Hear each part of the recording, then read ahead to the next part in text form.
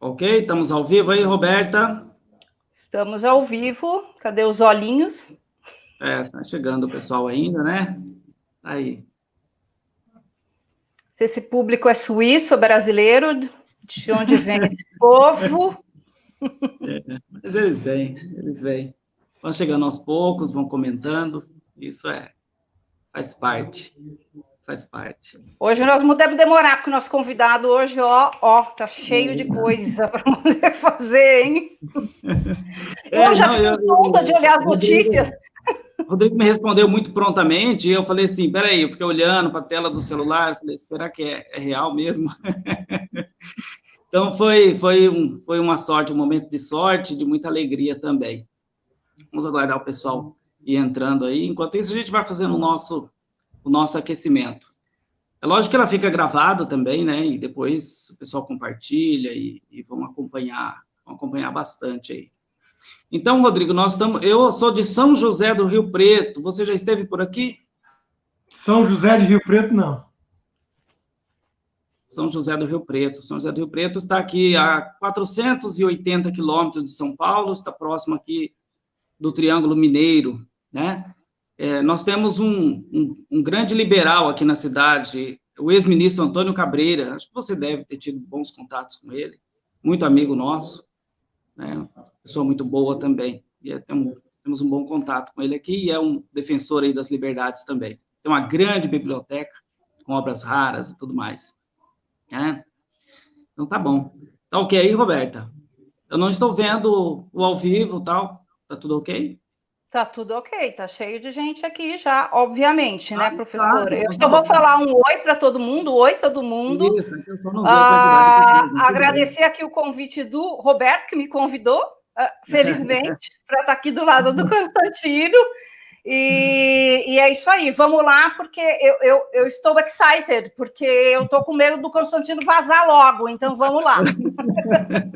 Nós sabemos que o tempo do Rodrigo Constantino é muito limitado, e foi uma enorme gentileza da parte dele, foi muito solícito em se adaptar aos horários também, a gente sabe da agenda dele. Estou eu aqui em São José do Rio Preto, Roberto Silva, Campinas, a Roberta Simone, de Campinas, né? Estamos aqui, o Rodrigo Constantino, dos Estados Unidos, depois ele fala a cidade dele, mas antes disso eu já quero aproveitar para, se der tempo, discorrer sobre o currículo dele, né? Rodrigo Constantino, presidente do Conselho do Instituto Liberal, é formado em Economia pela PUC do Rio de Janeiro, e tem MBA em Finanças pelo IBMEC. Trabalhou no setor financeiro de 97 a 2013.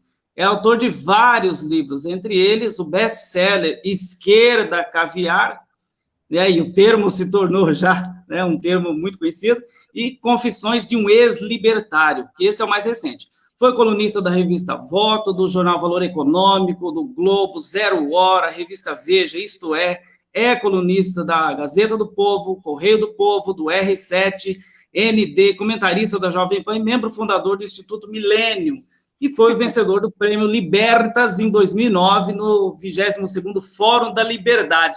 É muita coisa.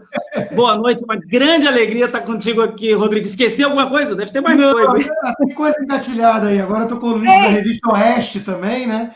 Estou colunista da revista Oeste e inaugurei hoje um programa semanal que o Júlio Ribeiro está tocando na Rádio Guaíba, lá em Porto Alegre também. Inaugurei lá o 100 Meias Palavras, que vai ser uma participação minha de 10 minutos toda segunda-feira.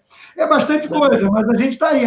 O Brasil merece essa dedicação toda, né?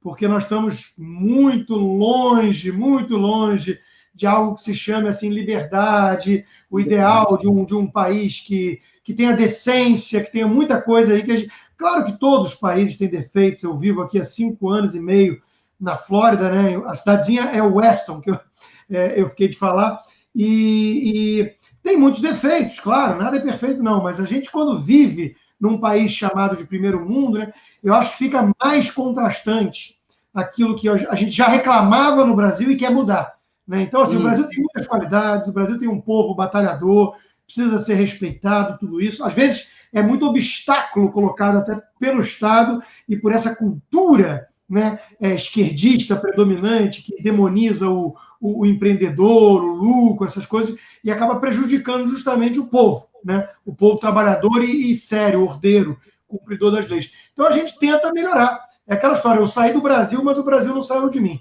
É 99,9% do tempo dedicado para o Brasil. Eu sei que a gente vai falar até de eleição americana, é a chamada, mas o grosso do meu tempo é voltado para assuntos brasileiros. Assuntos brasileiros, tá bom. Eu tenho certeza que você vai também expressar o que essas eleições podem ter a ver com o Brasil, com a América Latina e tudo mais, porque você é um grande estudioso, né? E depois nós vamos falar do seu curso também. Olha, que curso, hein? Mas considerações iniciais aí da Roberta para a gente ir direto na pergunta e o Rodrigo desenvolver o tema com a gente. Não, eu estou com pressa. Eu só descobri que eu e Rodrigo fomos vizinhos em épocas diferentes e isso que ele falou de estar fora do Brasil, eu acho que como a gente tem uma visão diferente e parece que a gente quer salvar mais ainda, não é, Rodrigo? A gente fica desesperado. Você fala, meu Deus, como esse país é maravilhoso. E como está, assim, na mão errada, né? Mas, olha, eu acho o seguinte, eu acho que a gente está no processo, no caminho correto. Estamos andando, é um processo longo aí, mas você é uma voz que faz, assim, a sua voz aqui para a gente é muito importante. Então, eu já quero que você entre aí, porque para poder te economizar. Não, maravilha. Eu estive no Rio de Janeiro agora, né, mais uma vez. Eu não ia há um bom tempo por causa da pandemia. Eu fui visitar minha família, era aniversário da minha mãe. E o Rio de Janeiro, em particular, eu sempre brincava que o Rio era o Brasil alavancado, né? Essa história do jeitinho nacional e tudo. Você encontra no Rio tudo mais ampliado, né? A malandro demais para otário de menos no Rio de Janeiro. E é um experimento social fracassado. É onde está lá a sede daquela grande emissora que fica fazendo doutrinação progressista, lavagem cerebral e ajudando a afundar o país. Então, assim, o Rio tem os artistas todos, a turma do Leblon. Então, o Rio de Janeiro é um experimento social fracassado. E é muito triste olhar a decadência, muito triste. Então, eu tenho medo que isso aconteça com o Brasil. A Roberta disse que está em mãos erradas, né? Obviamente não foi o que ela quis dizer, mas só reparando. Não necessariamente no âmbito federal. Eu não acho. O governo conseguiu se livrar, né, o Brasil conseguiu se livrar do PT. Isso não é pouca coisa. Né? Olha, não eram essas mãos, eram as outras mãos. Exato, Congresso, Supremo, tudo jogando contra. Né? Coisa, né? A América Latina é um laboratório constante, permanente, dos experimentos fracassados de esquerda. Né? Agora a Argentina flertando de novo com esse destino e vai dar lá com os burros na água, está seguindo para o abismo da Venezuela. Aí agora o Evo Morales coloca o seu preposto e vence na Bolívia. Quer dizer, de novo a história do Foro de São Paulo retornando ao poder, é um suicídio coletivo. A sensação que a gente fica é de estar vendo, né, observando como se fosse um filme de câmera lenta, o Jim Jones lá e a turma cometendo suicídio coletivo. Fala, meu Deus, os caras vão votar nessa turma de novo. Evo Morales, um cocaleiro do Foro de São Paulo, tentou dar um golpe na democracia, manipulou as urnas, aparelhou o judiciário, e o pessoal vota nele. Então, assim, Chile, que era o mais estável aí, né, melhorzinho, né? E muita gente não gosta de dizer isso, mas em boa parte, graças sim ao regime Pinochet, que merece 1000 condenações, né? Mas fez o dever de casa na economia, privatizou empresas, trouxe a turma de Chicago, que é onde o nosso ministro Paulo Guedes fez o doutorado dele. Então o Chile conseguiu se acertar. Mesmo depois, quando veio esquerda, Michelle Bachelet e companhia, não ousou mexer nas vagas sagradas. Aí agora a turma fora do poder, tocando terror, incendiando igrejas. Quer dizer, é um negócio assustador. Então a gente olha esse quadro todo latino-americano assustado. Aí você olha para os Estados Unidos como uma espécie de farol da liberdade. Qual é o problema? Já me adiantando, Roberto e Roberta. Ficou fácil agora? Roberto e Roberta. Qual é o problema agora? É que eu estou vendo a eleição americana dessa vez como um grande divisor de águas e justamente como eu acabei de mencionar, os Estados Unidos sendo essa espécie de farol da liberdade para o restante.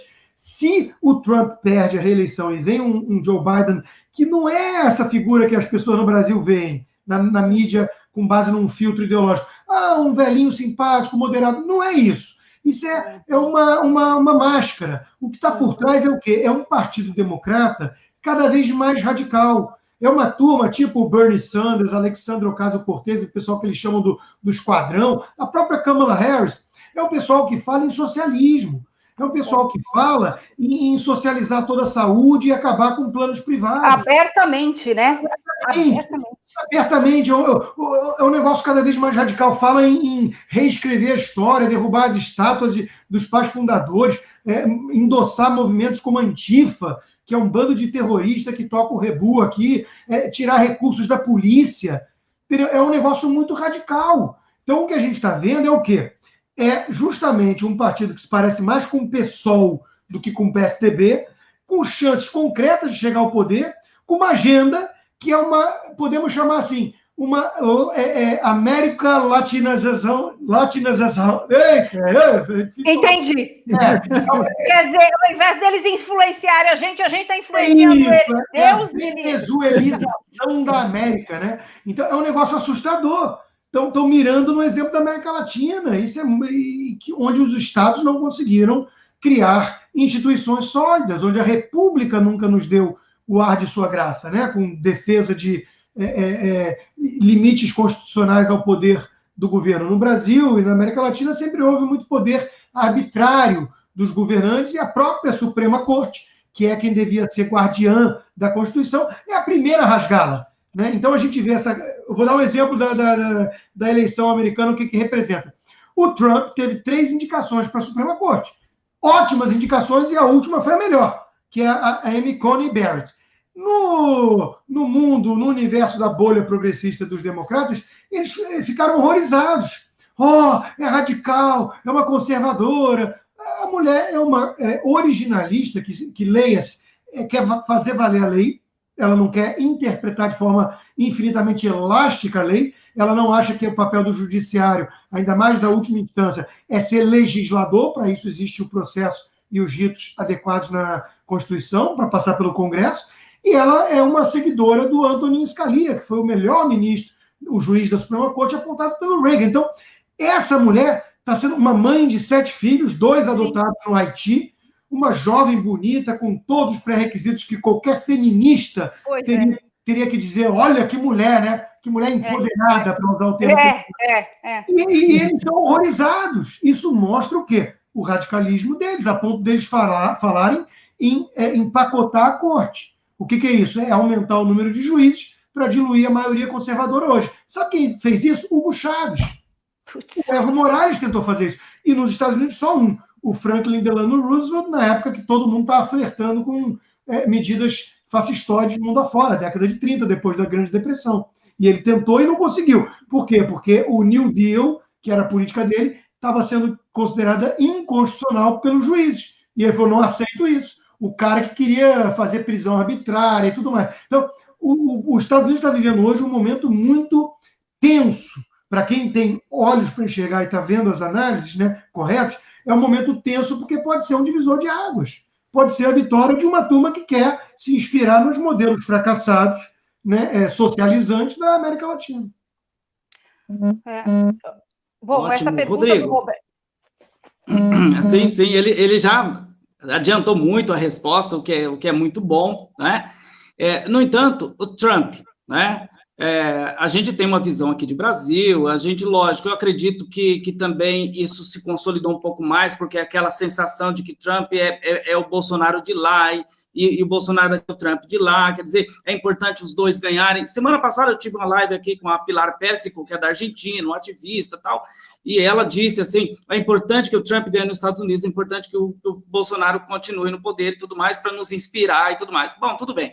O significado de uma vitória do Trump, de uma reeleição do Trump para aquilo que você próprio defende, para as liberdades, para o livre mercado não do que o pessoal que você chama de os liberaizinhos, né, que flertam muito com a esquerda e tal, o significado, não só na questão prática, mas o significado de mensagem, né, de encorajamento das agendas liberais e tal, qual é a sua visão desse significado? Perfeito, Roberto, é muito importante. Aliás, hoje, enquanto a gente faz essa live, o governo brasileiro anunciou 3 acordos né, com o governo americano de livre comércio e vai ter um investimento de $1 bilhão, se eu não me engano, no Brasil pelo Banco Internacional de Desenvolvimento, tudo isso dentro desse acordo.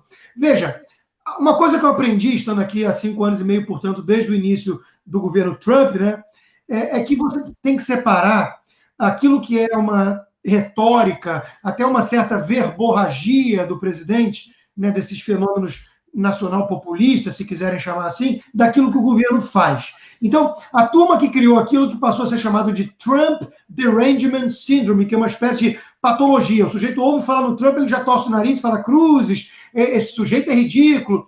Esse pessoal perdeu a capacidade de fazer análise. Quando você vai fazer análise um pouco mais desapaixonada, o que você enxerga é que por trás desse estilão do Trump, um tanto fanfarrão e tudo, existe o quê? Um presidente que vem respeitando as regras do jogo, que vem respeitando os limites constitucionais e que vem fazendo um bom governo, que vem aprovando reformas importantes, reduzindo tributos, gerou o menor nível de desemprego para as minorias em 40 anos. Esse trunfo para a reeleição ele perdeu por conta da pandemia. Agora, estava lá. Então, assim, é um bom governo, tá? Fora essas indicações que eu já disse para a Suprema Corte, que foram indicações bem conservadoras. Então, ele mostrou para que veio. Agora, é preciso também saber separar, quando a gente faz a análise do Brasil com os Estados Unidos, que as realidades são diferentes. Por quê? Porque nos Estados Unidos é um bipartidarismo. Quando o Trump é eleito, ele tem muita resistência dos republicanos. No início, teve até o movimento dos Never Trump e tudo. O Ben Shapiro, que é um cara que eu acompanho muito e gosto, ele foi um deles. Agora, hoje ele divulgou um vídeo falando assim, eu não votei em Trump em 2016. Por que eu vou votar agora? E ele explica que são 3 motivos. Primeiro, ele se equivocou, ele estava errado em relação às políticas do Trump. O Trump se mostrou um cara fiel ao conservadorismo, à liberdade, né? Coisa que ele desconfiava, porque era uma guinada recente, era uma mudança. O Trump era um sujeito que não era muito político, né? Ele era muito mais um empresário, um cara do showbiz, e que dava dinheiro para todo mundo, inclusive muito dinheiro para democratas. Então, houve uma desconfiança inicial legítima. O Ben Shapiro reconhece que o Trump provou ser um republicano. Segundo, porque a questão do caráter do Trump, se ele é uma referência moral ou não, é uma questão secundária. Você não quer o Trump para ser seu pastor. O Trump não é o seu genro que vai casar com sua filha, né? Ele é o presidente dos Estados Unidos, ele tem que fazer as coisas acontecerem. E isso ele mostrou que consegue, e o estrago em relação ao caráter, ou a falha de caráter, já está dado e não é relevante. E terceiro, o Ben Shapiro conclui que os democratas surtaram. Você acompanha hoje as declarações do Partido Democrata, parece o PSOL, né? Então, assim, é exatamente o que eu comecei falando. Então, juntou essas 3 coisas, tem que ir de Trump. Então, dentro do Partido Republicano, o Trump venceu. Ele tem um apoio de mais de 90%. E aí, quando você ganha, você tem toda a base partidária por trás. A Câmara foi perdida, mas o Senado é republicano. Não fosse isso, o impeachment que aprovaram no Congresso com base em nada tinha sido passado no Senado. Não foi. Agora, a indicação da Amy Barrett vai passar no Senado, porque o Senado é republicano.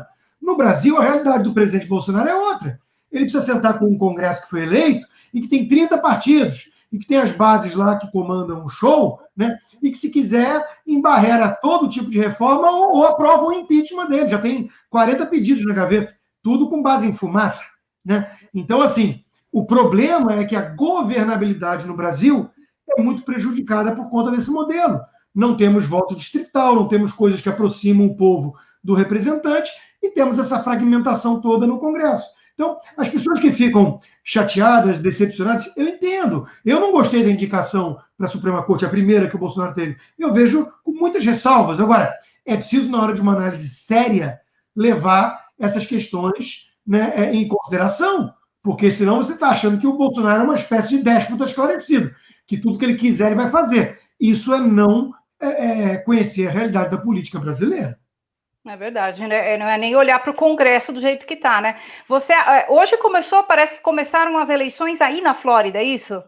Não, já está tendo voto por correio, né? E começou o Early Vote Today, sim, hoje. Já tem aqui, eu saí até para a academia uma hora, estava cheio de placa já para votar, então já está podendo votar aqui. E eles estão apostando muito, os democratas, na questão do voto por correio, que o Trump tem anunciado que aumenta risco de fraude, sem dúvida aumenta, né? Então, mas isso, assim, é estranho isso. E apareceram um monte de notícias aqui, a gente foi bloqueado no Twitter, e né, Biden para cá e Biden para lá, a gente não podia abrir a boca para poder falar, quer dizer, que escândalo é esse também, né? Esse escândalo é muito sério, viu, Roberta? Porque houve um esforço coordenado muito pesado da imprensa, da mídia mainstream e das redes sociais, o Facebook e o Twitter, em tentar jogar para debaixo do tapete esse caso. De forma muito resumida para quem está acompanhando a gente. O New York Post, que é um tabloide sensacionalista de direita, eles sempre rotulam quem não é parte da patota. O New York Post fez uma matéria, que teve acesso ao laptop do Hunter Biden, que é o filho do Joe Biden, que ele mandou para conserto, depois esqueceu, abandonou, a empresa tentou entrar em contato, ele não pegou. Depois de muito tempo, acho que 2 anos, o dono da empresa abriu o computador para limpar e vender. E aí descobriu lá um monte de e-mail suspeito e entregou para o FBI. E cobrou do FBI investigações. O FBI nada fez, depois de um tempo ele se irritou com isso e entregou para a mídia. Então, o New York Post divulgou, já parou na Fox News também, em mensagens, o Tucker Carlson fez uma reportagem e a validação de agentes da inteligência que estão reconhecendo que isso não é nada de desinformação russa, não, que é real o laptop, e agora a turma democrata já está tendo que assumir que é. Então, assim, as trocas de mensagens são muito comprometedoras. Por quê? Quem é o Hunter Biden? O sujeito é um famoso perdedor, né? Ele era um sujeito viciado, foi expulso das Forças Armadas, nunca fez nada de produtivo na vida, e sentou num board de uma empresa de gás da Ucrânia, ganhando 50 a 80 mil dólares por mês, fora consultorias e tudo mais. Só isso já é um escândalo, tá? Ele usava o sobrenome do pai, para tanto. O que está se descobrindo com essas mensagens do computador é que ele não ficou só nisso. E é óbvio que não era só nisso. O cara que paga essa montanha de dinheiro para um idiota que nem o Hunter Biden está querendo acesso ao pai. E hoje o que está se vendo é isso. É que ele fez um intercâmbio com o próprio pai e pode envolver o próprio Joe Biden num esquema de corrupção. A Ucrânia, ela é um país corrupto, tipo a Rússia, né? Era um aliado dos Estados Unidos e os Estados Unidos estavam mandando bilhões e bilhões de dólares de ajuda multilateral, né, para se defender lá, questões militares e tudo. E o Joe Biden usou como chantagem que só ia liberar o dinheiro se parassem com uma investigação que um procurador lá estava fazendo sobre o Hunter Biden e a Burisma, que é essa tal empresa de gás. Na época, o Joe Biden alegou que ele estava preocupado com esquemas de corrupção do procurador e tudo mais. Balela, né? Hoje está ficando cada vez mais claro que ele estava preocupado é que a investigação chegasse a ele. E aí, o cara foi demitido, o procurador, e os Estados Unidos liberou o recurso por meio do Obama. Ora, tudo muito suspeito. Então, a coisa fede. E cada vez que você cavuca mais, o odor piora. E eles estão tentando esconder isso. Né? Agora, o tiro saiu pela culatra, porque aí jogou mais holofote ainda, mais atenção ainda, todo mundo ficou curioso, né? E o troço teve uma baita repercussão. Então, assim, isso pode ter um desgaste na reta final aí para o Joe Biden, sem dúvida, e deveria. E deveria, assim como a Hillary Clinton, que o Trump chamava de crooked Hillary, né? A corrupta e tudo, o Sleepy Biden, ou o Creepy Biden, que ele é um cara meio esquisitão e tá meio senil, meio gagá, né? Gosta de ficar cheirando o cabelo dos outros. É o Dilma. Rei das gafes, falou que estava concorrendo ao Senado. Esse sujeito é 47 anos senador. E amealhou uma fortunazinha aí que, no mínimo, estranha. E aí começa a surgir essas coisas. A gente está falando de alguém possivelmente corrupto. Então, assim, os democratas ficam com essa pose de, né, sou do bem, defendo os pobres e oprimidos. É a mesma narrativa da esquerda de sempre. E na hora de entregar resultado, está aí, é só balela. E ainda ficam tentando monopolizar, né, as boas intenções em relação às minorias. Os negros, as mulheres e os latinos. Veja, isso talvez seja um grande divisor de água. Eles estão perdendo, finalmente, essa imagem. Né? Tem um movimento muito forte nos Estados Unidos hoje de reação da comunidade negra em relação a esse tipo de mensagem que os democratas usam, que é manter os negros como se fossem seus mascotes. O Joe Biden chegou uma vez, se você não vota em mim, você não é negro. Igual aqui, quer dizer, igual aqui que a gente tem esse monopólio, né? Que a esquerda tem esse monopólio a essas minorias. Mas é um monopólio de discurso. Porque aí você vai ver na prática... da agenda, né? Você vai da agenda, você vai ver na prática quem é que beneficia mais os negros. Eu tenho gostado muito da postura do secretário da Fundação Palmares, o Sérgio Camargo, porque ele compra a briga com essa turma. E aí a turma odeia ele, só que não consegue desarmá-lo com aquele argumento de lugar de fala, porque ele é negro. É que nem aqui nos Estados Unidos a Candace Owens, o Larry Elder, o Thomas Sowell e tantos outros. Então, eles estão rompendo essa espiral do silêncio que obriga o sujeito que pertence a uma minoria a aceitar essa imposição de que só os democratas, só a esquerda se preocupam com eles. Chega disso. O pessoal está cansando disso e está exigindo a sua voz. E isso está sendo um game changer aqui. Está sendo um fator que está tendo muita repercussão. O livro dessa Candace Owens, o Blackout, está estourando nas listas de mais vendidos e ela está botando esse dedo na ferida. Né? Rodrigo, eu gostaria de fazer um questionamento, que é algo que eu tenho percebido. Eu gostaria da sua avaliação nesse sentido.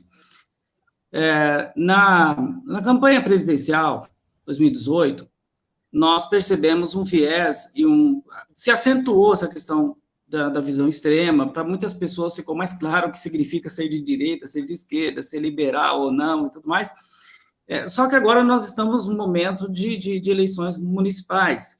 E a sensação que eu tenho é que as preocupações com relação a partidos de esquerda e de direita estão menores. E a sensação que eu tenho também, a percepção que se tem é que a base sempre é nos municípios, são mais de 5 mil municípios. Se esse pessoal se enraiza, como são enraizados em muitas universidades, no mainstream, como você diz, na mídia, né, no meio cultural e tudo mais, quer dizer, a estrutura de poder fica muito, muito forte para dar sustentação ao poder político central. Eu percebi em cidades próximas aqui, naquelas que eu estou avaliando, uma preocupação menor com essa questão da esquerda e tudo mais, e há grandes possibilidades deles continuarem razoavelmente fortes nos municípios. É uma percepção que faz sentido? Acho que sim, e acho que a sua premissa também é certíssima, né? Quer dizer, o poder é sempre exercido de forma local. No Brasil, a gente tem muito essa imagem do governo federal, porque o nosso federalismo ele é todo distorcido, é uma pirâmide invertida. Mas os municípios são os grandes cabos eleitorais, inclusive, né, dos governos estaduais e depois federal, e é muito importante ter essa base de apoio.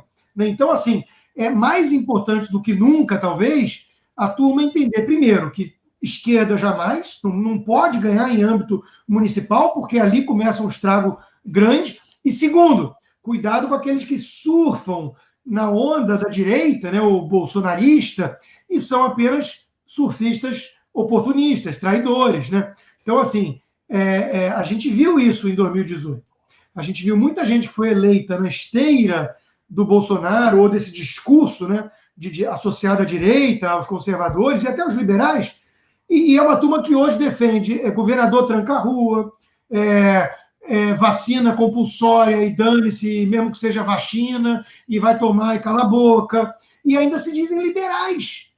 Defendem um modelo chinês na pandemia, porque foi muito bom, né? Então, assim, que papo é esse? Aí se calam em relação à postura do Supremo Tribunal Federal perseguindo apoiadores do presidente, prisão arbitrária, inquérito ilegal, se calam, né?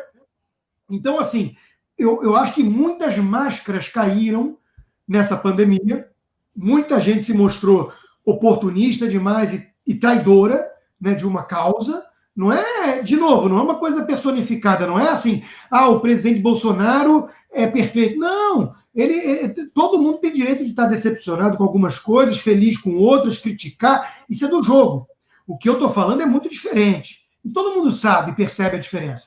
O que eu estou falando é um sujeito que, de repente, virou um anti-bolsonarista histérico, a ponto de achar que se você não pede o impeachment do presidente, não se alia a petistas e psolistas, e não entra na justiça contra o churrasco do presidente, e não faz papinho de ele é genocida, ele matou muita gente, olha, hashtag fica em casa, máscara dentro da minha casa sozinho.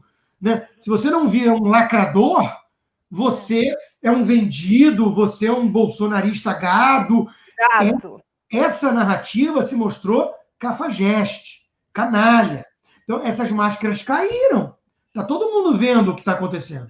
Então, assim, toma muito cuidado nas eleições municipais para não ser enganado de novo. Né?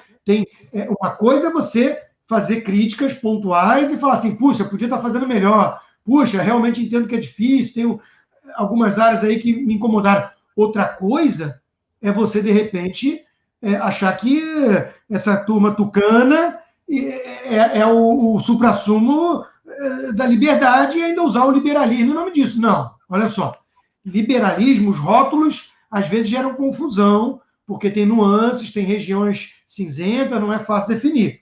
Tem alguma elasticidade. Agora, a elasticidade não é total. Tem uma turma no Brasil que fica dizendo eu sou liberal, e aí você pergunta assim, mas o que é liberal para você? É o Fernando Henrique Cardoso e o Obama. Não, meu chapa, isso aí é esquerda, isso aí é progressista, entre aspas, isso aí flerta com o comunismo.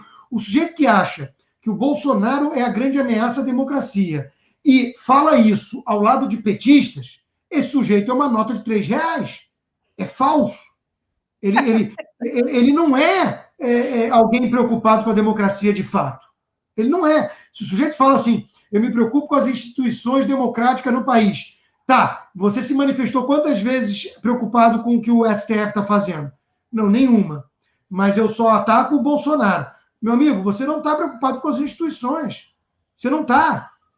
O governo federal está seguindo as regras do jogo. Não há nenhuma ameaça institucional vindo do governo federal. Agora, do Supremo, eu aponto aqui 10.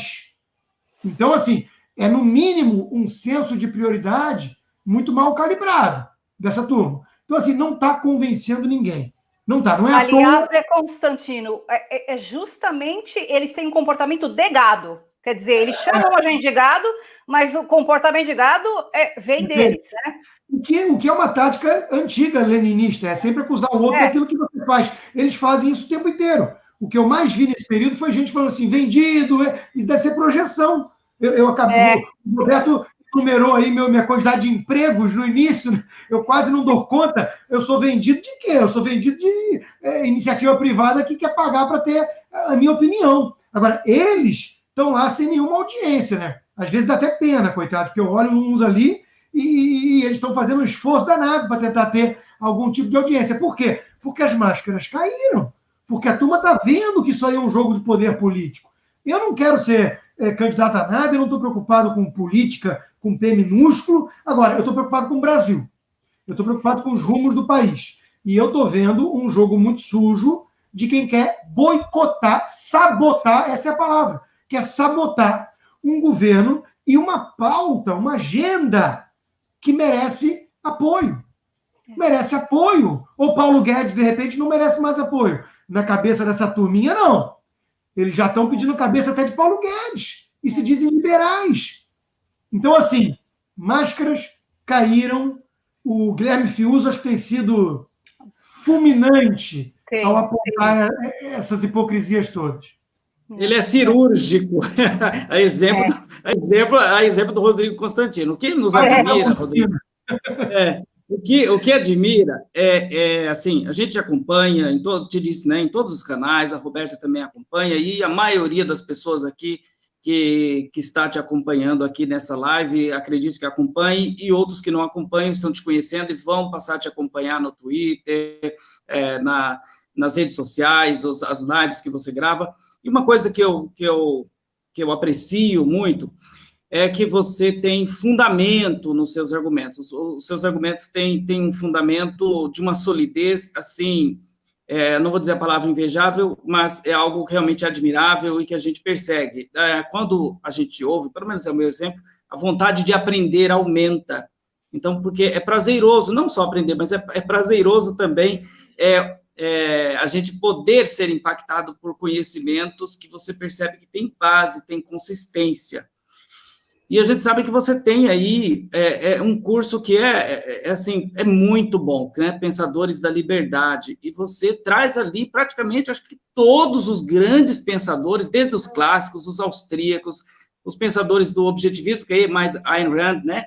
os contemporâneos e tal, e você transformou isso num curso. Quer dizer, qual o benefício que a pessoa que obtiver esse curso, que leitura que ela vai ter de mundo, que pessoa ela se transformará? Será que ela conseguirá, vamos dizer assim, se aproximar um pouquinho dessa versatilidade de raciocínio que você tem?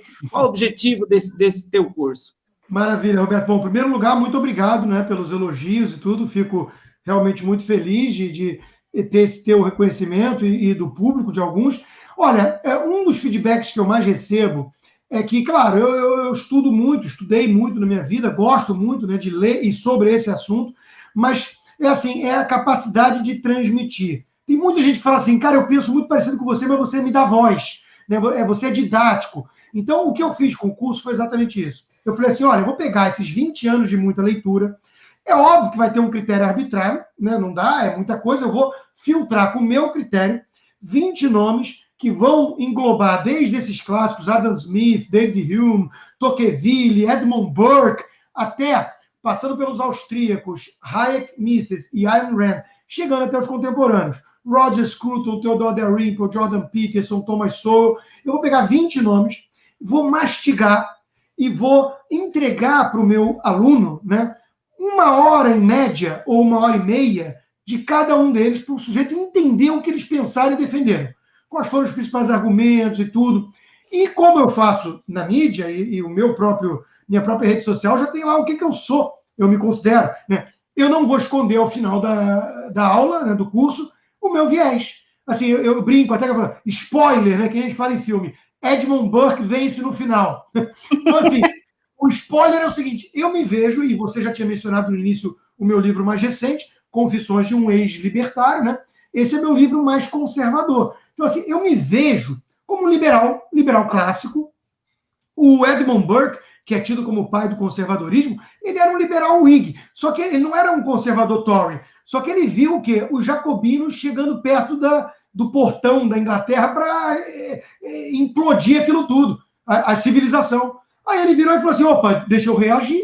Né? O Nelson Rodrigues brincava, eu sou reacionário, eu reajo contra tudo que não presta.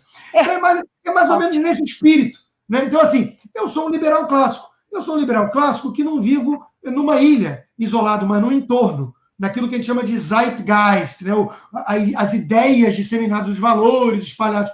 E quando eu olho fora da minha casa, né, o que eu vejo? Loucura sendo chamada de ciência, ideologia de gênero se espalhando pelas escolas, essa coisa de minorias indo longe demais e o politicamente correto. Então, os valores estão sendo destruídos. Os valores tradicionais, as famílias, isso tudo está sendo subvertido, a ordem está sendo subvertida. Então, eu estou reagindo. Eu sou um liberal que tem olhos para enxergar esse troço e para entender o legado, a importância do legado do cristianismo. Está aí o Chile incendiando igrejas. Isso não é à toa. E a garotada e os vândalos da Antifa e do Black Lives Matter nos Estados Unidos derrubando estátuas de ícones da história americana e ocidental. Isso também não é à toa. Estão querendo o quê? Colocar no lugar esse Deus-Estado, essa coisa toda. Então, nós temos que reagir, resgatando valores. Então, o meu curso é muito nessa linha. Eu tento pegar isso tudo, mostrar e o que cada um pensava. Existem pontos divergentes, o papel da razão, o papel da tradição, o individualismo e o coletivismo, tudo isso é tratado no curso, com base em cada um desses nomes. Mas depois eu vou lá e faço o meu resumão.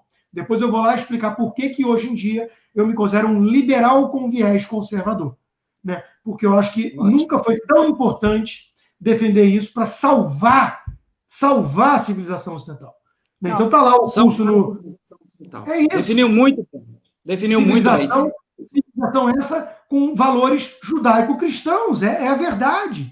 Né? Então está lá o curso na Cursology, com Y, né? Cursology.com.br, está lá meu curso, já tem mais de 900 inscritos, então, e não é um preço barato, eu entendo que seja salgado, por isso eu dividi em 12 vezes, para ser mais acessível, né? O conteúdo fica vitalício, as pessoas podem assistir no ritmo que quiserem. Eu e o Roberto vamos fazer, viu? Não é, Roberto? Nós vamos fazer juntos? Não tem nem como. Não tem? Tem que nem pensar. Imperdível. Não, mas é assim, São alguns patrimônios que a gente tem. Eu sei que o termo pode ser para o Rodrigo e tal, mas, assim, esse farol na mão que o Rodrigo tem para iluminar o caminho, porque, sabe, assim, muitas pessoas agora estão tendo acesso com o termo conservador. Isso. Com o termo. Agora existe todo um resgate. Puxa vida, eu tenho que ir lá na Grécia, eu tenho que ir lá no Império Romano, eu tenho que ir lá em Portugal, eu tenho que começar a resgatar para entender o valor. Quer dizer, a trajetória é longa, a coisa vai longe, é coisa de uma vida, né? Para que a gente possa lutar pelos nossos descendentes. E como você consegue nos dar esse farol, iluminar o caminho, olha, vai nesse autor, vai aqui, vai ali, isso facilita o processo. Então, a gente é muito grato a você por esse esforço que você faz. Somos gratos em todos os sentidos, por esse tempo, o seu também, sociais, atravessamos o horário. Não tem problema. As redes sociais, elas estão dando essa oportunidade, né? Esse espaço. Veja o curso que também foi pela Cursology, da Ana Paula Henkel, né? Um curso que fez maior sucesso também sobre política americana e tudo. Eu conversei com ela hoje, por acaso, e ela chegou até me abrir, não sei se eu devia falar, mas não tem problema nenhum. Ela falou, Rodrigo, a gente chama ela aqui, né, Roberto, para terminar. Eu estou tão preocupada com essa eleição americana que eu tenho rezado todo dia para a reeleição do Trump. Então, assim, eu escrevi uma coisa hoje, que teve uma repercussão boa no Twitter até, e eu repito aqui para quem está nos acompanhando. Olha, não é uma guerra política e não é sequer uma guerra cultural. É uma guerra cultural, mas é mais. Nós estamos vivendo hoje uma guerra espiritual. Eu estou convencido disso. Eu estou convencido que tem gente do mal, gente ruim. A minha esposa está vibrando aqui, ela fala isso, a minha esposa está vibrando. Ela está vibrando aqui. Tudo que nos é mais caro nesse mundo. Tem gente que está querendo destruir esse troço. Por ressentimento, porque são rancorosos, porque são nihilistas e mataram Deus, como diz Nietzsche, e não colocaram nada no lugar, ou colocaram essas porcarias dessas ideologias, socialismo, ambientalismo, essas coisas todas. Então, assim, essas pessoas estão perdidas. E não é à toa que o sucesso do Jordan Peterson é tão grande e eu escolhi ele para fechar meu curso. Olha o tamanho do livrinho. Não é nem o 12 regras, não. Não é o 12 regras, não. É mapas de significado. Olha o tamanho do calhamaço. Sabe por quê? Porque o Jordan Peterson, que é um psicanalista, um psicólogo canadense, ele trouxe essa mensagem de resgatar o quê? Certos valores que fazem a gente conseguir transitar do caos para a ordem, sem surtar, sem perder o quê? Sem perder o prumo. Né? Então, esse pessoal da esquerda, eles estão querendo incentivar na garotada justamente o caos. Só que há uma demanda reprimida dessa garotada. Essa garotada não está satisfeita em ver essas mensagens pops em rede Globo e Hollywood. Eles não estão satisfeitos em ver isso. Rodrigo, eu acho que eles estão sofrendo. Eu tenho filhos adolescentes e meninos parece que sofrem, parece que mais, porque foram atingidos de uma forma diferente. E você está falando do Jordan Peterson, e eu acho que a mensagem que eu me lembro dele ter falado, que eu acho que é esse o seu papel, e eu aqui na minha célula, e o Roberto na dele, que é maior, entendeu? Mas cada um na sua. Ele falou o seguinte: não há outra maneira a não ser vocês jovens terem conhecimento. É o conhecimento que vai trazer o argumento para vocês combaterem a esquerda. Por quê? Porque o argumento deles é falso, é fraco. Sim. Então, é isso aí, né? Tem que fazer o curso do Constantino, gente. Hoje eu vi uma sacada muito boa do Andrew Klavan, que é um cara que está no Daily Wire, que é a empresa do Ben Shapiro, e ele tem uma pegada humorística, sarcástica nos programas dele, e hoje ele falou o seguinte: a aprovação da Amy Barry Conant entre os democratas subiu 10 pontos percentuais quase, e entre os independentes também. E a tese dele é muito interessante. Ele fala assim: sabe por quê? Porque não conseguiram, na sabatina dela, demonizá-la como fizeram, por exemplo, com Brett Kavanaugh antes, que a própria Kamala Harris foi a responsável por um papelão ali, acusando o cara de estuprador e tudo com base em espuma, umas denúncias estapafúrdias de 30 anos antes, sem testemunha, sem prova, sem evidência, sem nada. Uma louca que inventou.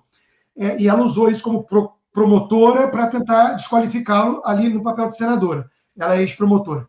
Pois bem, quando as pessoas tiveram acesso à fala da Amy Barrett, eles viram assim, e ela está dizendo então que ela é originalista, então originalista é esse troço aí de respeitar a lei.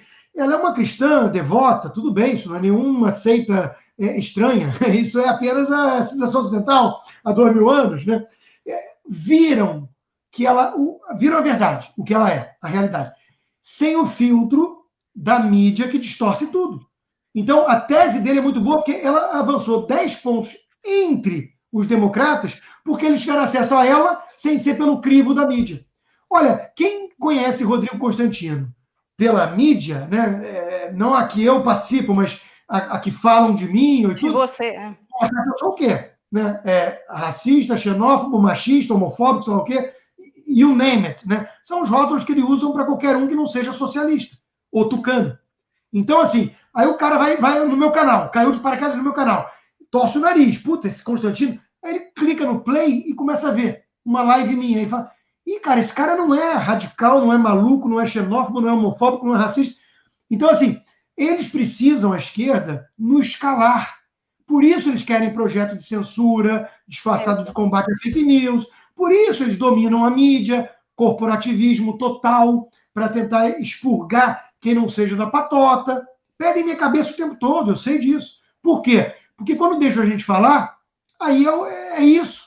Eu levo os argumentos, eu levo os fatos, o sujeito forma a sua própria opinião raciocinando e descobre que talvez os colegas da minha bancada não sejam moderados, ciência, mas sim agentes antibolsonaristas disfarçados. Verdade. A gente sabe, né, Roberto? É verdade. A gente percebe, né, Roberto? Percebe. Mas eu quero aqui respeitar o tempo do Constantino. Acho que a audiência aí vai se irritar comigo. Eu quero respeitar o tempo. Ele disse: olha, tenho meia hora, nós estamos com 46 minutos, é uma gentileza muito grande. Gostaria de ouvir. Eu tenho 1000 perguntas aqui, mas eu te peço, Constantino, se tiver uma outra oportunidade, a gente continua com outros temas. Eu tenho certeza que o seu conteúdo é vastíssimo e esse canal aqui está à sua disposição sempre, tá? À sua disposição. Roberto, muito obrigado. Eu, na verdade, eu estou com muita coisa profissional para fazer, mas uma das coisas que está me tomando muito tempo é finalizar o curso. Então, por exemplo, esse final de semana eu trabalhei, gravei a aula do Thomas Sowell e tudo. Estou gravando o Roger Scruton agora, que, aliás, eu também adoro, um conservador ótimo. E o Roger Scruton dizia uma coisa engraçada, que é assim, nós conservadores podemos ser chatos, mas também estamos certos. Estamos certos. Aquele cara que, puta, aquele conservador chato, tá bom, mas ele está falando uma coisa verdadeira. Mas é verdade. Então, assim, eu estou muito atarefado para finalizar o curso. Né? Acabando esse curso, eu vou respirar um pouquinho mais. E aí a gente combina uma segunda live sem problema, tá? Então, fica tranquilo quanto a isso, estamos juntos. Eu quero, de novo, toda a oportunidade que a gente tem para dar a nossa opinião, trazer nosso ponto de vista, é fundamental, porque a gente sabe que do lado da mídia profissional, né, da grande imprensa, a gente sabe que isso aí é minoria. Enviesado. Enviesado. Bom, Roberto, suas considerações finais, então, e eu deixo para o Rodrigo Constantino fazer o fechamento final dele, pode ser? Bom, claro, eu vou agradecer super o Constantino e dizer que eu tenho mais 1.592 perguntas, mas que eu estou super satisfeita de ter encontrado com você aqui e dizer que a tua voz é muito importante para a gente aqui, de verdade, Constantino. É um trabalho que você faz que é muito valioso para a gente, tá? Muito obrigado. Eu queria agradecer o pessoal aí do canal, o Bruno e o José Bittencourt também, da página, e agradecer o convite do Roberto, e agradecer super, e eu vou falar pelo Roberto, vou falar pelo Bruno e pelo pessoal aqui. Volte, tá? Volte, porque nós queremos muito te ouvir. Deixa comigo. Muito obrigado, Roberto. E vê se vai Roberto. tomar um solzinho aí em Weston também, né? Para de dar um tempo também, né? Não, muito obrigado, Roberto e Roberta, pelo convite, pelo bate-papo excelente, tá? De novo, assim, a única coisa que eu posso falar para quem está nos acompanhando é ficar tranquilo em relação a uma coisa. Eu não vou desistir do Brasil, eu não vou desistir da minha luta, que é a minha razão da vida, que é o leitmotiv, é a minha vocação que eu descobri, que é defender essas ideias que eu acredito, e eu não estou à venda, né? Então, assim, e também não sou facilmente intimidado, né? Já teve um grupelhozinho aí que eu andei batendo muito, que tentou por terceiros me ameaçar. me chantagear. Eu falei assim, ó, não sabe com quem estão falando. Né? Então, não tem o menor perigo disso acontecer. Eu vou continuar aqui enquanto a mídia me ceder espaço para eu atacá-la, inclusive, via de regra, né? Em termos gerais existe esse viés, eu vou continuar fazendo. Se um dia também eu perder esse espaço, eu vou descobrir novos canais. O Ben Shapiro fez isso, criou o canal dele, e hoje é um mega sucesso. Então, eu não tenho medo, eu não sou apegado a empregos, e isso talvez seja o desespero da patota corporativista, porque eles não conseguem ver em mim essa covardia que eles têm. Né? Eu falo o que eu penso, dou a quem doeu. Outro dia eu estava reclamando até da pauta do meu programa, porque a pauta estava mal escolhida. Então, assim, eu não tenho papas nas línguas, e meu compromisso é com vocês, é com o público, é com o país. Né? Então, é isso que eu posso tranquilizar o público, e muito obrigado aí pela oportunidade, e até a próxima. Ótimo. Que ótimo, muito obrigado. Muito obrigado, Rodrigo. Ó, pessoal, você que está assistindo aí, compartilhe essa live, porque mais pessoas precisam ouvir o Rodrigo Constantino, precisam aprender com ele. E se você quer se aprofundar, se você quer realmente compreender o mundo, não ser manipulado, vamos dizer assim, por essas manchetes, né? A liberdade está no conhecimento, e o curso Pensadores da Liberdade está no Cursology, com Y, curso LOGY, ali.com.br. Você vai ali achar vários professores, e com certeza o destaque é o Rodrigo Constantino. Está com um curso lá, Pensadores da Liberdade, um curso riquíssimo, que eu vou ter o prazer de assistir e reassistir, fazer todas as tarefas necessárias. E muito obrigado pelo seu tempo, parabéns pela personalidade que você é, pela convicção com a qual você defende suas ideias. Agradeço imensamente a gentileza da Roberta também, de planejar, divulgar, estar com a gente nessa oportunidade, e foi um grande momento. Obrigado, viu? Obrigado, Rodrigo. Até mais, pessoal. Obrigada, gente. Boa noite.